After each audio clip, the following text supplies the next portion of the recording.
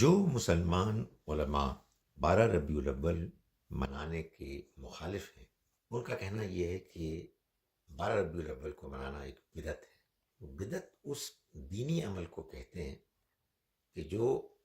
اگرچہ کہ دین کے نام پر کیا جاتا ہے، مگر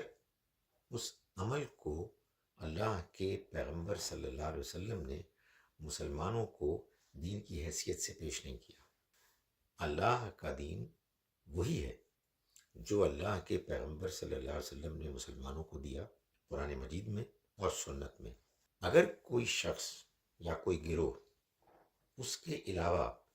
کسی اور عمل کو، کسی اور دن کو، کسی اور تہوار کو جو اللہ کے پیغمبر نے نہیں دیا مناتے ہیں، دینی حیثیت میں مناتے ہیں، تو ان لوگوں کا کہ جو 12 ربیع الاول منانے کے مخالف ہیں، ان کا کہنا یہ ہے کہ یہ ایک بدعت ہے، اور بدعت اللہ تعالیٰ کے ہاں ایک قابل مذمت طریقہ ہے۔ جو لوگ 12 ربیع الاول منانے کے حق میں ہیں، ان کا کہنا یہ ہے کہ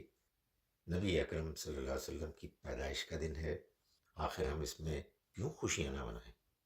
جبکہ مسیح علیہ السلام کے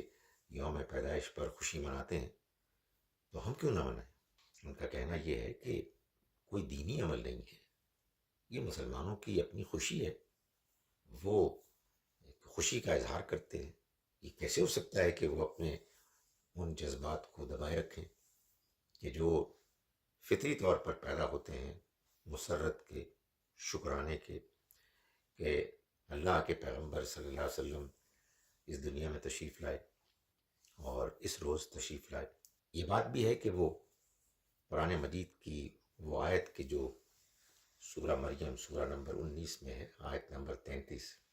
یحییٰ علیہ السلام کے بارے میں بتایا گیا اور مسیح علیہ السلام کے بارے میں بتایا گیا۔ اللہ تعالیٰ نے فرمایا کہ انہوں نے یہ کہا کہ والسلام علیہ، سلامتی ہو مجھ پر، یوم ولدت،